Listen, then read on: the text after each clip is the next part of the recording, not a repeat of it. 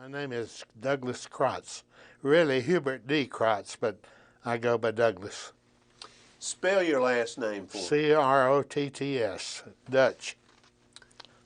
What is your birth date? February the 3rd, 1921, Where were you born? in Siler City, North Carolina. What was your father's occupation? What did your father do? I guess today you'd call him a piddling salesman. He sold from store to store many items and loved it. He just loved getting around. What kind of a man was your father? What was his personality and character Very like? taciturn, didn't show a lot of emotion, but was totally a good father and very cooperative. Tell me about your mother. What was your mother's maiden name? Clara Allred. She grew up in Randleman. And what kind of a person was she? She was effervescent. She would sing all day. She would go around the house, clean it up, and it was a huge house and a huge family. And she is just a happy-go-lucky woman. How many brothers and sisters did you have? I had 3 brothers and 3 sisters. 7 children. Right. We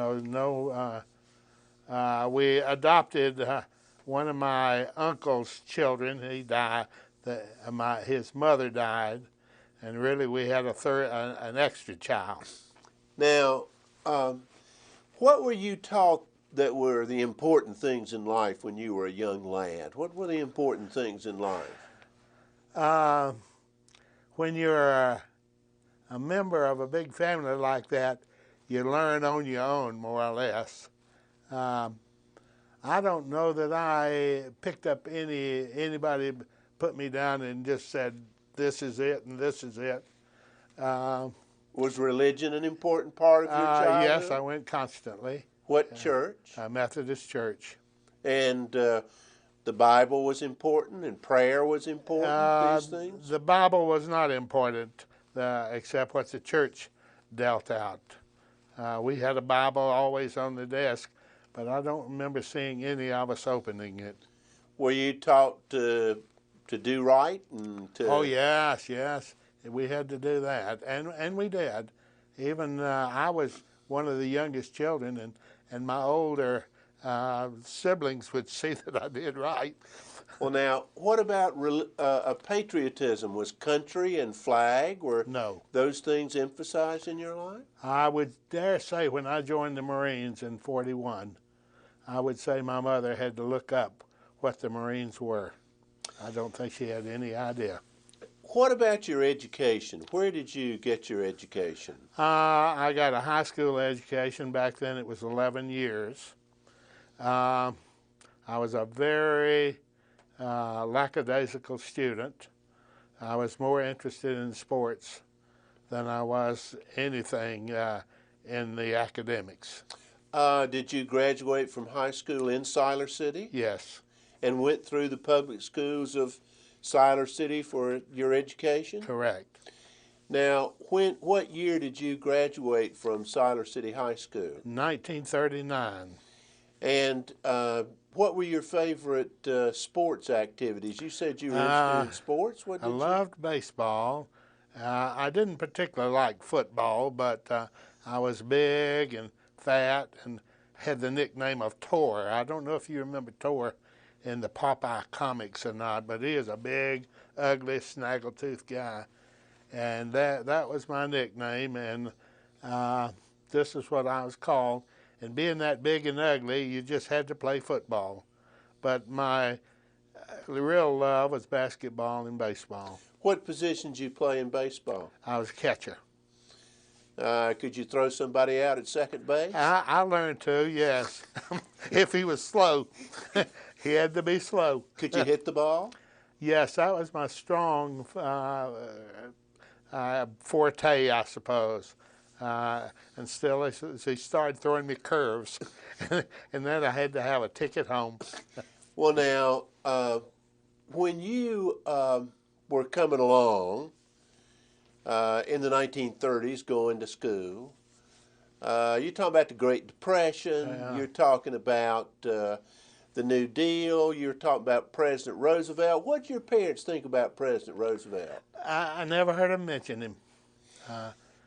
Now, to what extent were you or your family aware of or interested in, for lack of a better word, sort of world affairs? You're talking, Hitler was coming along, Mussolini, the Japanese were expanding into China and all that. To what extent did that enter into your life? Being in a large family, there was so much to occupy Mother and Daddy. I'm not sure they got any of the news, at least not enough to talk about. We were rather indifferent to foreign affairs. When you graduated from high school in 1939, what do you do? I worked for 10 and 15 cents an hour till I got restless, and then I decided I was going to see the world. Well, now, 10 or 15 cents an hour doing what? There was a big chicken feed factory that I worked sometimes 12 hours a day, and I think my wage then was 15 cents an hour. I made $9 a week working 60 hours a week. Well, what did you do in this chicken feed? Oh, man, there was plenty to do. You unloaded wheat from boxcars. You loaded trucks that were going out to the chicken farms. There was plenty to do. So now you got tired of doing that and you decided you were going to do what? I was going to hitchhike around the country. Well, did you? Yeah. Well, tell me about this hitchhiking experience. Well, I was so ignorant of the United States then. I hitchhiked down through Atlanta, and by the time I got to Atlanta, people said, "Man, when you get to New Orleans, you're really going to see a hot town." And I was so excited by the time I got to New Orleans that I remember ordering a hamburger in what now I recognize as just a common hamburger joint, but it was New Orleans to me then. And I took the top off of the pepper and was sprinkling my hamburger. Too excited to admit I had done a boo-boo. And so instead of letting them laugh at me, I ate the doggone stuff, pepper and all. Well, now, did you hitchhike by yourself? Yes. Well, how long did you go on this hitchhiking trip? I hitchhiked all the way to California, and I got back to Big Springs, Texas, and somebody hitchhiking there had killed a guy who had picked him up, and nobody would give us a ride. And so a guy and I had stood for hours trying to get a ride. And he said, "We're never going to get a ride. Let's go catch a freight." I rode a freight train all the way into New Orleans, up to Nashville, Tennessee, and into Cincinnati, Ohio. And you were a hobo. I was a hobo. I would go into the jungles, and I was cautioned everywhere. "Man, watch out. This bull will kill you." And coming out of Jackson, Mississippi, a guy said, "Who was the guy you were talking to?" He said, "Do you know who it was?" And I said, "I have no idea." And I'd heard the bull there was just terrible. And I said, "No, I don't know who it was." He said, "That was the bull." And he had told me, he said, "If you'll go on top of the hill, the train will be going slow, and you can get a good place to catch it there." And they didn't believe that he had given me that information. Well, now, did you finally come back to Silent City? Yeah, I came back. That was my one real jaunt in that direction. I got to Memphis, Tennessee, and the conductor said, "Where are you going?" And I said, "I don't know Memphis at all." He said, "Get on here. I'm going uptown," and took the train right up there, and I was riding up there with him in the train. And I had wonderful experiences with people all the way through it, but when I got back home, that was it. Never again. Well, now, how long were you gone on this hitchhiking trip? I probably, this was, it was cold weather, I remember. It must have been in November, the year after I graduated. And it must have lasted until about April or May the next year. 1940. Right. Well, now, what'd you do when you got back to Siler City? Went back to work at 15 cents an hour In that again. same chicken feed No, place? there was a furniture factory this time.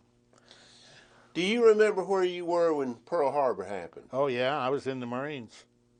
Well, now, let's get you into the Marines. Okay. When do you get into the Marine Corps? I joined the Marine Corps from Houston, Texas, and I was back hitchhiking again. I had a brother that was in the Coast Guard. Now, wait a minute. I want to get this straight. You decided you're going to go on another hitchhiking trip? This time I was just going one place, to Houston, Texas. Why Houston, Texas? Because my brother was in the Merchant Marines there, and he told me, come down, said there's some good work here where you can make over $1 an hour. And I got down there, and the temperature must have been 110, and it was just terrible. The heat was abominable. When would this have been? This was about 2 weeks before I joined the Marines. And when did you join the Marines? And July the 7th, 41. Why did you decide to join the Marines? I think I had been thinking about it for some little time. And But what motivated you? Was it patriotism? Probably. One thing that motivated me was the temperature in Houston. Made me sure I didn't want to stay down there in construction work. Well, now, did you say it was in Houston that you joined the Marine Corps? Yes. Why did you choose the Marine Corps? Well, it was just my type of outfit. Well, were you excited about going in the Marine Corps? Probably at the time, but not excessively so. Well, what happened after you joined the Marine Corps? Well, they sent me, made me in charge of a group that had signed up about the time I had, and we went out to Los Angeles, and from there we went on down to San Diego. At that time, that was and still is, the training base, one of the training bases. Well, now, what was the name of the base where you trained? San Diego Marine Corps base, I guess. Well, now, how did your parents feel about what you were doing, joining the Marine Corps and going out to California and going out to San Diego? What was their attitude about this? Well, after they became cooperative and enthusiastic, as much as parents with 8 or 9 children can be, not necessarily excited, but after all, it was a 4-year hitch, and they knew it. Well, now, tell me about the basic training you went through with the United States Marine Corps in San Diego. How was that? At that time, and probably still is, it's a 7 to 9 year week course, and it's very strict. And during that period of time, I think is the time you were really made into a Marine. Well, how did you enjoy that experience? Some and some not. What not? Oh, if you made a mistake, there was a lane down to the edge of the water. There was a huge sand area, and any mistake you made, you had to take a bucket, put it here, and go down there with a bucket with holes in it, and bring it back until you filled up this bucket, coming back with as much water as you could get. And you were coming through the sand. It was conditioning, but very difficult. I learned to chew chewing gum on the way down and plug the holes up on the way back. Well, now, did you have some parts of it you say you liked? Oh, yes. Well, what did you like about it? I liked the discipline. I liked knowing I was in the Marines. I liked knowing when I got out of there, I was going to be stationed anywhere in the world at I more or less wanted to be. Did you enjoy wearing the uniform? I'm sure I did, but I don't remember it as being a real excessive thing. Well, did you have any fun in San Diego other than just being a Marine? Did you? No, I got to where I'd go up to Hollywood, and that's where the fun was. Well, not what would San you do Diego. when you'd go up to Hollywood? Oh, I met a lot of the movie stars. I even had invitations to their homes. And, You met movie stars and got invitations yeah, to their but homes? let's don't get into that. Well, do you mind telling me what some of the movie stars you Well, met? one that I met and liked a whole lot was Edward G. Robinson. I had a friend named Ivan Kahn who was the talent scout for 20th century, and he kept me abreast of young people my age that were coming into movies. And I met Jean Crane before she hit it big. And I got a feeling that you must be a real people person. You must really be able to hit it off with people. Would that be fair to say? Yeah, I think so. Yeah. Well, now, what happened after you got through with that basic training in San Diego? Well, remember, I went into what they call chemical warfare. At that time, we were sure, as they were in this war, that there's going to be a lot of chemical stuff. You remember the big dread in World War I was the mustard gas that the Germans spread, and if it even touched your skin, it would almost destroy you. And so we, for about 3 months there, we went through intensive training on what we were going to do if they dropped incendiary bombs and if they dropped mustard gas and so forth. Is this still at San Diego? Yeah. Well, what were you taught to do? We were taught more or less to take care of people if it happened. We would put on uniforms with absolutely no air getting to our body, and they would make us stand there. And you know, believe it or not, if your body doesn't breathe, it's almost as detrimental to you as if you don't breathe through your mouth. And they'd make us experience that to see you can't go but so long, and then we had to open it up and put it back together again. And it was designed for that. Well, now, did you enjoy that chemical? No, I asked for a transfer. Why? Because I wanted to get in a fighting outfit. Well, why did you want to get in a fighting outfit? Because that's what I went in the Marine Corps for. What do you mean it's what you went in the Marine Corps for? It's what the Marine Corps was to my thinking. You wanted to get in the action. Right. Well, of course, there wasn't any action right then. I understand, but you wanted to be in a fight. Yes. Were you transferred? No, they said we need you here. But the outfit I wanted to get into left and was between Wake Island and China when December the 7th took place. And they brought them back to Wake Island for safety, if you can imagine that irony. That's where I would have been. I guess in retrospect, you're glad you didn't get transferred. Absolutely. I've often said if I'd have got what I wanted, I would have been a prisoner. Well, now, how long? Where were you when Pearl Harbor happened? I was still at the Marine Corps base. In San Diego? No, I wasn't. I was at Camp Pendleton. That, of course, that's Marine Corps base. Well, what had taken you to Camp Pendleton? Well, that's just where the boots go when they get out of the 7 weeks to begin their training. And so this chemical training that you were taking was at Camp Pendleton? Right, right. And where is Camp Pendleton? It's not even in existence now.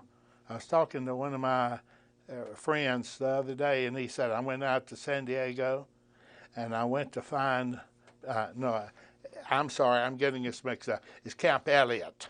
Camp Elliott. Named for President Roosevelt's, one of his sons, and not Pendleton. Pendleton still exists, but it was Elliott where we were. doing the chemical training, right, and that's where right. you were when Pearl Right. Harbor happened. 7 miles out of from the Marine Corps base boot camp. What was your reaction when you heard about Pearl Harbor? Oh, we couldn't believe it, but we just knew they were going to continue on into the West Coast. They camouflaged the airplane factories there. They gave us all additional ammunition, and we just knew they were going to continue on in, at least hit us a morale jar, but they didn't, of course. Well, now, how long do you stay in California before you're shipped out? About 2 years. What do you do in California during those 2 years? During that time, I was in the chemical warfare And training. did you continue to dislike it? Yeah. I kept, the way I got a transfer was I had a skipper I asked him for a pass to go see the Rose Bowl game. And he said, my alma mater's there. And he said, I'll bet you $5 I'll take my alma mater. And I forgot Georgia, I believe. Back then they took a team from all over the United States. And when I got back, he said, well, Crotts, you got my $5. And I said, Captain, I'll make a deal with you. You can keep that $5 if you'll give me my transfer. He said, Crotts, let me tell you something. You've got your transfer. And I got thinking there, wait a minute, I talked a little fast there. And he took me over to where the tanks were training. These were light and medium tanks. And it was the ugliest place I ever saw in my life. The tanks had ruts this deep of dust.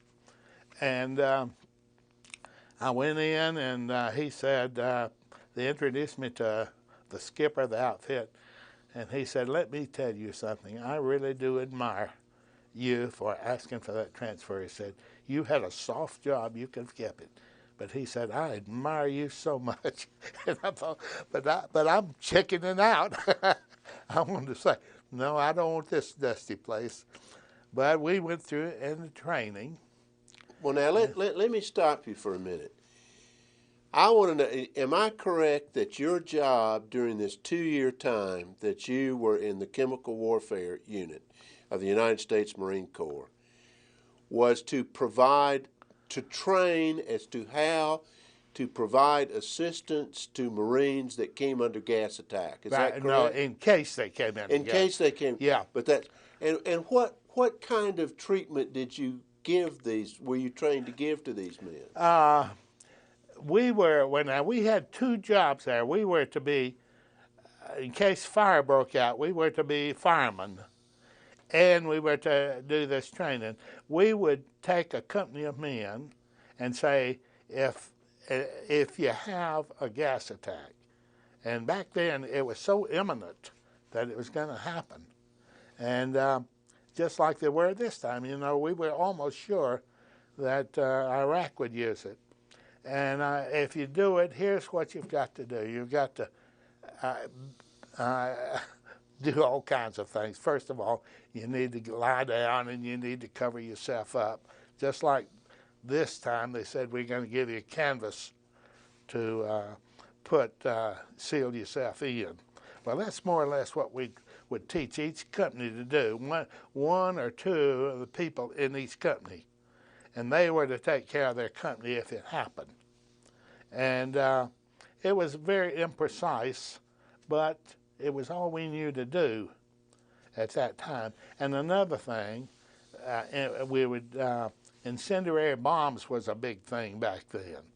And if they dropped incendiary bombs all over the place, some of them were going to ignite every building in the area. And that was another thing. We taught them to look for them.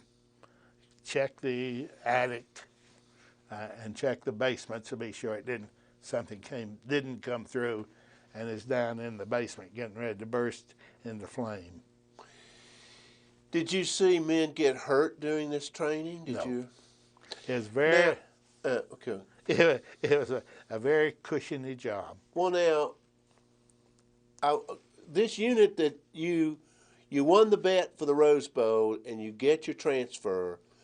What is the precise job and nature of the unit to which you are being sent?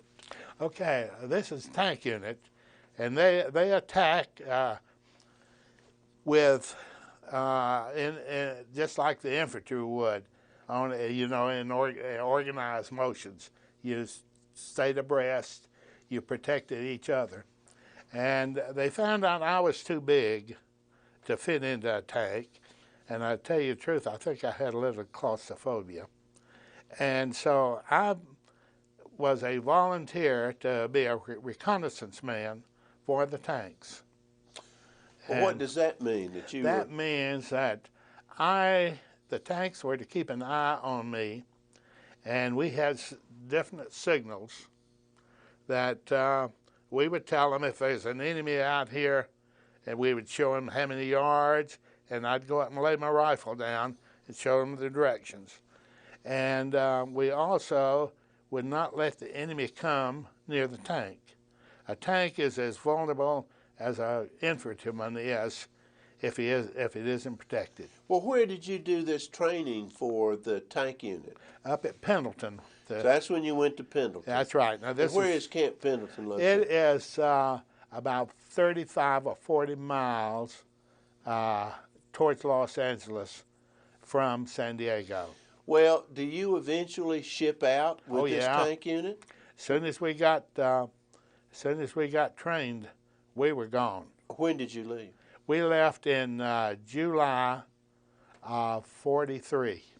Where did you go? We went to New Caledonia, a short distance from Guadalcanal, and we were going there, but it was secured, so we didn't do it. So we went from New Caledonia to New Zealand. We came back to the Fijis and practiced about 2 landings, met with the rest of our organization, and we were sure we were going to Wake Island to free it. And there wasn't any doubt in our mind, but that's what we were going to do. But no, we were going to the Gilbert Islands, which we'd never heard of. Did you go to the Gilbert Islands? Tarawa. Were you involved in any way in the Tarawa invasion? That's what the medals are for. Well, now, Tarawa, this is one of the bloodiest, terrible operations. Yeah. I mean, the Japanese fought virtually to the death every man. I mean, the number of prisoners taken were almost non-existent. If we took a prisoner, it was because he is unconscious or almost there. Now, I want you just to take your time, and I want for you to describe for me what your experience was at Tarawa, what you did, what you saw, and what you experienced. Oh gosh, boy, that's a big order. We went over the side, and the sailor said, "We'll drink a cup of coffee for you tonight because we know you're not going to get any." And we went over the side. We circled. What did you get in? Landing craft? Oh, I'm sorry. We were in a LCD. Now, that was a new invention. There was a ship that had the whole back end that you could lower the tailgate and the water would come pouring in. And then you would bring boats in it, landing craft boats. We put our 75-ton tanks in them. And then we'd suck the water out of that ship, and that's the way we got to the invasion. So you're going toward Tarawa. We are there. And you are in a landing craft with a tank? With 16 tanks. 16 tanks. A whole company of tanks. Okay. All right, now just describe for me what happened. Okay. We thought it was a walk-in. The planes had been hitting that little island and it didn't look like it's any bigger than this. till we got right up at the I'd say 600 or 800 yards out, and the damnedest shell burst you ever saw hit us from every direction. Some of the tanks were knocked out. We got my particular tank that I was with, but remember I was responsible for all 16, but we got our tank in. But we came to a reef, and they had miscalculated the water depth at the reef, and our boat got there and got hung. And we were sideways, and it hit us, shooting at us there, and then we'd tried to pull off and to get this way, and we were catching fire from every direction. Well, I got my crew, about 3 of them, and we just jumped in the water. We didn't know how deep it was, and we knew that we weren't going to live if we stayed on the boat, and we weren't sure we'd live with the depth of the water miscalculated or an unknown. So we finally went to our left, just the 3 men. We let the ship... Swimming? Yeah, walking, swimming. One guy said, "Look here," and held up and said, "I caught a bullet in my hand." It hit the water, and he had... What are your feelings when this is going on? I was indifferent to it. I had a job to do. So there's a big pier, and we had been told, don't go near that pier because it's going to be loaded with the enemy. But it was the only place to go. There was a big ship over here that had been destroyed, and we didn't want to go that way. And so we got on the pier and started down it. Fortunately, we did not get any fire from the big, long pier along there. And finally, we got in, and it took us until the wave I was in was the second wave, and it must have been about 6 o'clock in the morning when we started, going about from here to downtown Charlotte would be the distance. And it was almost night by the time we hit the beach. But there wasn't anything on the beach. There were dead people everywhere. The tanks had been destroyed, and it looked like we had just walked into a certain death. The first night, if the Japanese had known our condition, they could have come over with a bunch of Boy Scouts and taken us almost. Well, now, wait a minute. Your job is to be a reconnaissance man for a bunch of tanks. Yeah, but at any time you become an infantryman till you get your tanks with you. And your tanks weren't on, they were still hung up out there on that reef, weren't they? No, we got, it got off, and it came, my tank, the Colorado, got to shore. And there was one other tank out of the 16. We got 2 ashore. Were you with those tanks during that first night? Just the Colorado. We didn't know where the other one got, how it got in, or if it got in. Well, now, what did you do during that first night on? The first night we prayed and tried to keep our wits. The Japanese had learned that we were in bad shape, and what they did was they were dressing in our uniforms and coming, there's meandering everywhere, and they just come up, and we had Japanese on us. And finally we had to just say, "What's the password?" and shoot the guy if he didn't answer, because he was up there loaded with hand grenades, and when they wouldn't do anything until there was a disturbance somewhere, either a naval ship was blasting or something, and they would sling into a crowd of Marines. Well, now, what were your feelings when you went on that beach and saw all those dead people and all those blown up tanks? What were your feelings? My feelings were completely indifference. We had known that's what we'd been training for. We had known that we had to go through this to accomplish what we were after.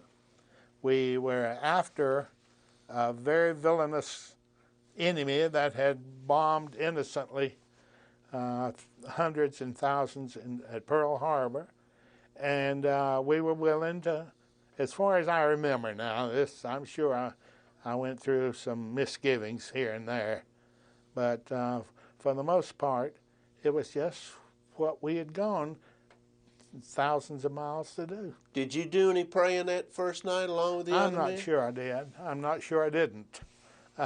I probably did. Did you shoot anybody? Oh, yeah, I probably. But you know, I don't want to talk about that. Well, the tanks did a lot of. The next morning, we got up, and we got the crew in the tank, and we went out, and we'd go 100 yards out and clear out. But we had to do away with the bodies first, because you couldn't run the tank over. What was the weather like? Real hot. As a matter of fact, I remember I had a slit in my dungarees, and I remember where that slit was, I got a blister. So it must have been extremely hot, but I don't remember that. What did it smell like? I don't know. Well, now, while this tank is moving out the next morning, right? The Colorado. Right. Now, what are you specifically doing? I am clearing out for the tank. I am directing them, and you see, I could detect outside where the shots were being fired, and in the tank, sometimes you can, sometimes you can't. So if I detected, then they were to listen to me. I'd go up and hit it with a empty shell to get their attention. The tank. You'd hit the outside of the tank. Which was very dangerous because the Japanese knew I was cluing them in. So, but that's what we did time and time again until we secured the island. Well, would you go out in front of this tank and give hand signals? You had to. Give up this and put your gun, and you were telling them where they were taking fire from so that the tank could. Well, you see, I got by with it. I got by with it on Tarawa, but then on Saipan, I was doing the same thing again, and I got shot through the legs. Well, now let's finish up with Tarawa, and then we'll go to Saipan. I mean, Siler City, hitchhiking, all this that was big all family. behind me. You're in the midst of an horrific battle. Yeah. But then it was just a battle. You know, I remember talking to 2 or 3 guys when we get in the foxhole. He said, "Man, Guadalcanal wasn't anything like this." He said, "I was at Guadalcanal for 3 weeks." And he said, "I didn't hear this much firing the whole time. And we'd just been there for a few hours." Did you have any men in your unit get killed? Or? Oh, yeah. Lord, we were 80% loss. Why do you think you came through it? I have no idea. When I got home, my mother said, "God sure did love you to take care of you like that." I said, "Mother, he sure did hate a lot of my buddies. So let's get away from that. I don't want to talk about that." Well, now, were you on Tarawa when the surrender? I mean, what was the experience when you got through with? When we got through with it, you never do, because we're so sneaking that you were very cautious the way they are in Iraq today. 90% sure, but that's all. Admiral Nimitz flew in to inspect the last day, and so I figured, well, if an admiral's flying in, it must be relatively safe. And I was told that Lindbergh flew in right after he did. And you remember he was eyes and ears for Franklin D. Roosevelt back then. And I never I always admired Charles A. Lindbergh, but I never really knew if that was a true story or not. But I did see Nimitz, and he even asked us some questions. Tell me about the Japanese as fighters. Oh man, they were worthy opponents. They're very sneaky. They would have made good Marines if we could have cut them through boot camp before they became infested with the Japanese philosophy. That's just being facetious there. You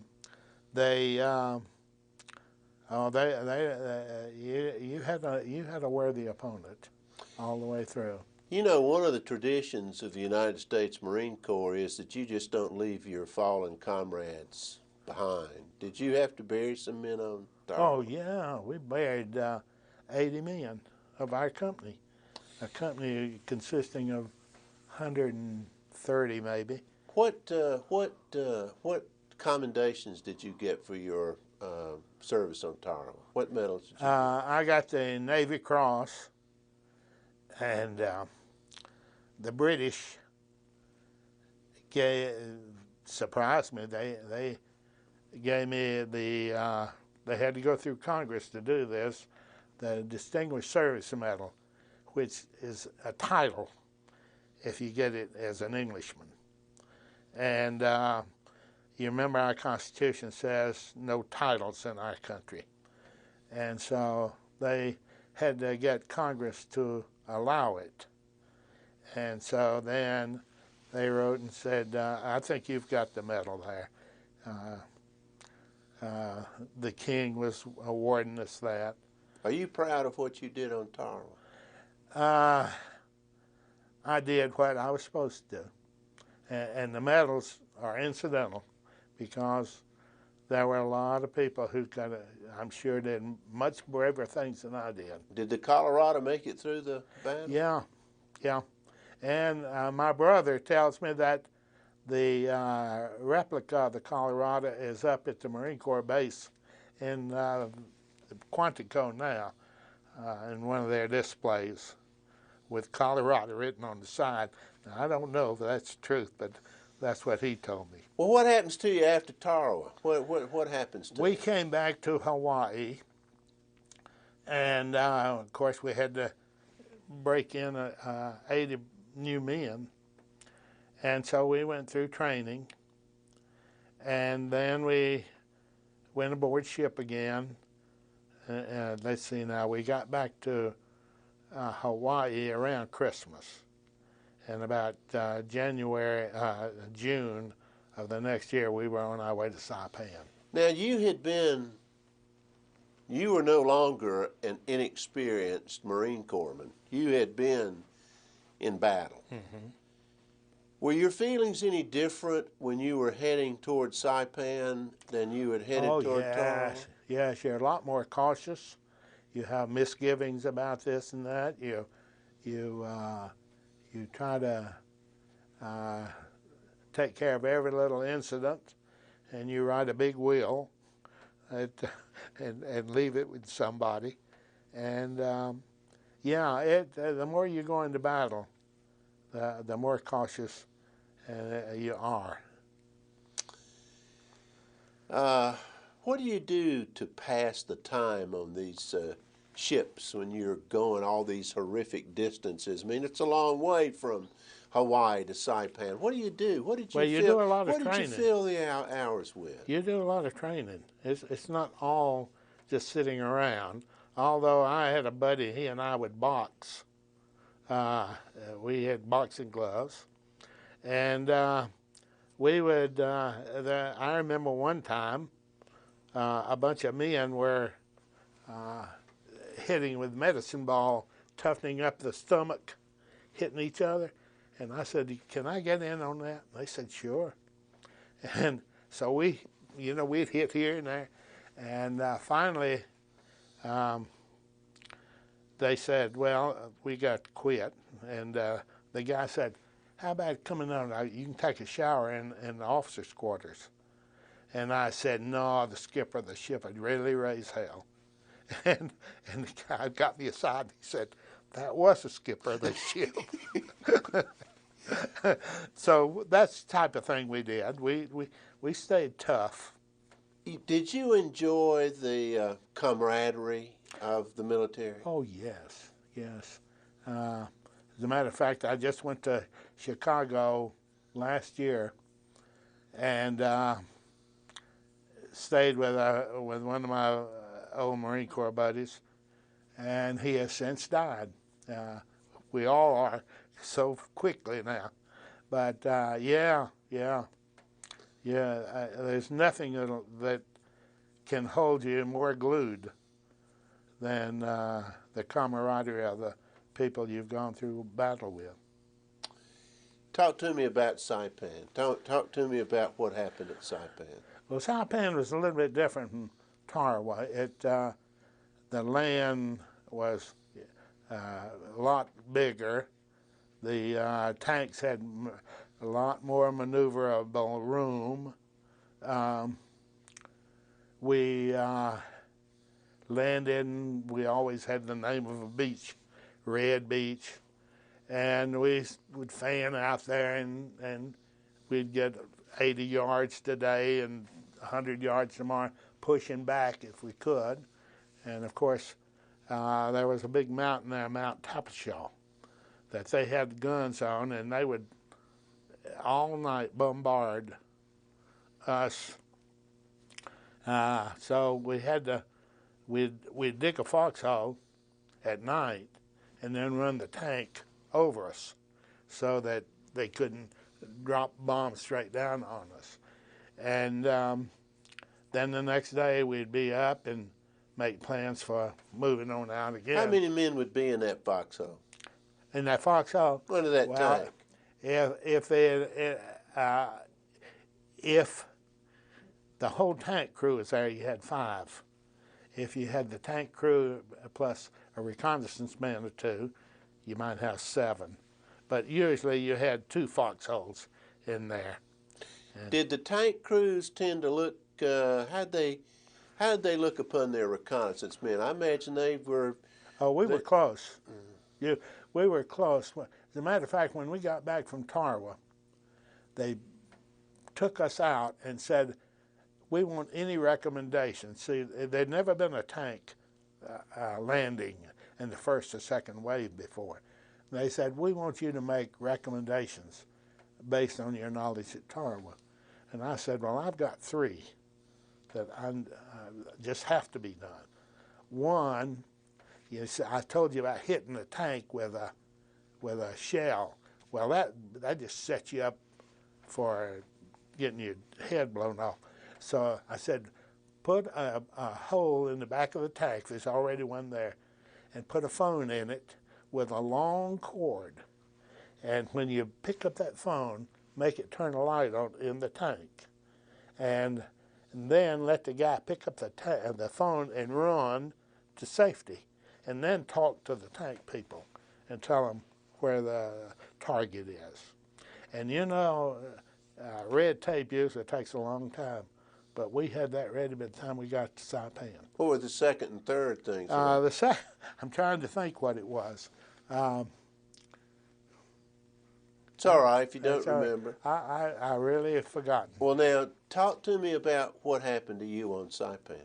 Well, we got about 2/3 of the way. I told you about Mount Tapashaw where they would fire at us. Well, we cleared it out, and we were going up the left side of it, between it and a little town named Tinian. And we came to a big open area, and we were getting a lot of fire just at the other end of the big open area. And I was getting the tanks out there and showing them where the was. And before I could get the phone out and head for safety, I got shot through the legs. Where? On Saipan. I know, but where on your leg? It went through this one briefly, and went through the solid part of this one. And what did it do to you? It it made me insensible, if that's a word. It was surprising how painful it was. They would put me on a Jeep with a big bed on it, and was rolling me from one doctor's office to the other. And they said, "We can't work on him here." And they'd take me back on that Jeep. And every time they touched that Jeep, my leg would hurt. And finally, I broke into cursing. When they had done that 3 or 4 times, the doctor said, "We can't work on him here." I said, "You son of a gun," and I didn't use son of a gun. I said, "Don't you put me on that Jeep again. I don't care. I'm ready to go back and battle. But don't put me on that Jeep. Don't move me again." He said, "Oh, son, we can work on you here." and he did. We gave him some Novocaine, I guess. After that, I don't remember hurting. Well, now, did that end your combat days? Yeah. Mm-hmm. Where did you go from there? They flew us to Inuiatak, Marshall Islands, and from Inuiatak to Aiea Heights in Hawaii, right across from the big bay. Are you in the hospital there? Yeah, I was there from July till October. Of 1944. Right. Then what happens to you? Then finally they said, I thought I was going back into battle. And the doctor said, "No, you can't do that." And so he sent me back to San Diego. And when he sent me to San Diego, I'd been corresponding with my sweetheart in Siler City. And we decided we were going to get married. So I went back to Siler City. On July the 20th, got married. What do you think of the fact that the United States dropped an atomic bomb on 2 Japanese cities? I think it was absolutely necessary. Why? Well, we had been talking about that. I was ready to go back by then. I think they would have sent me back. And there was, all the information we could get was that it would take 1 million men 2 years to secure Japan. And that's too big a debt to pay. And the mom took care of that. How do you feel about the Japanese today? Love them. I've got a lady friend that we've become, and my wife swears she's the one that took me back over to where I was at least civilized toward them. And since I've known her, I feel good about all of them. They did the same thing I did. They were just guys that went in the service, and they did what their country told them to do. Are you proud of what you did in World War II? I'm proud I was in World War II, and I'm proud that, yeah, I guess I am. Well, why are you proud that you were in World War II? Well, because I was needed. And if I'm needed, then that's where I should be. Do you think the war changed you? Oh, yes. Yes. You remember I was telling you about being a lackadaisical student in high school? When I came home, I went through 3 years, my 4 years college in 3 years. I got a master's degree in 10 months and made straight A's. So I guess it changed me. Where'd you go to school? I went to Lenora Ryan, my undergraduate, and I went to Carolina, my graduate. Do you think that there are any lessons that you learned from that war that have stayed with you? Well, if there were, I don't want anybody to have to go through with them to learn the lessons. I want there to be a cheaper way for the lessons to be learned. Do you think that war is truly hell? Oh, yes. Oh, yes. It certainly is. Do you ever go watch any war movies? Some I cannot watch. I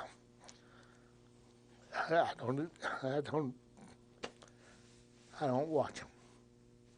Some I can, if they are light and frenzy. I can watch them, but if they're serious, I would never allow myself to watch. What is it? Seeking Somebody. Yeah, Private Ryan. Right, right.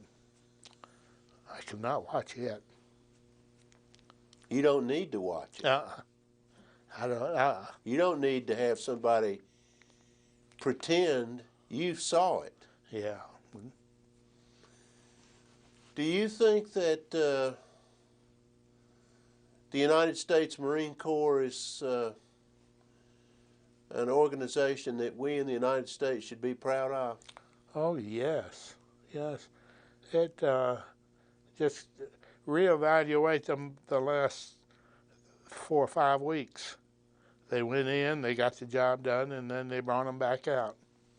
That's what they should be. They're this the front echelon with the Army coming by and holding it down once they secure it.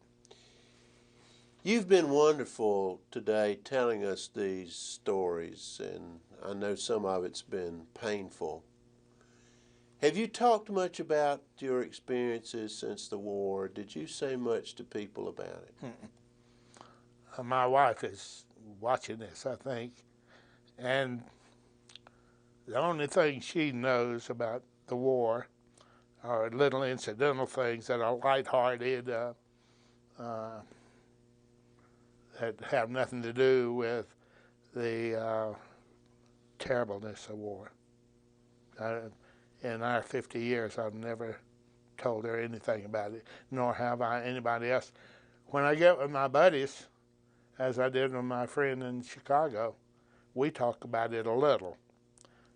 And there again, it's light and just reminiscing on the light stuff. Were there some funny things that happened? Oh, not a lot. I'm sure I could think of some if I put my mind to it, but not enough to spring a leak on. Do you ever dream about it? Not now. I did first. But, time heals. Oh, yeah. Yeah, you more or less compel yourself to get away from it. It's not worthy of your attention. What are the qualities in a human being that you admire the most? I'm sure loyalty is number one, and sincerity. How about kindness? Oh, yes, it has to be there. If there isn't kindness, there's nothing.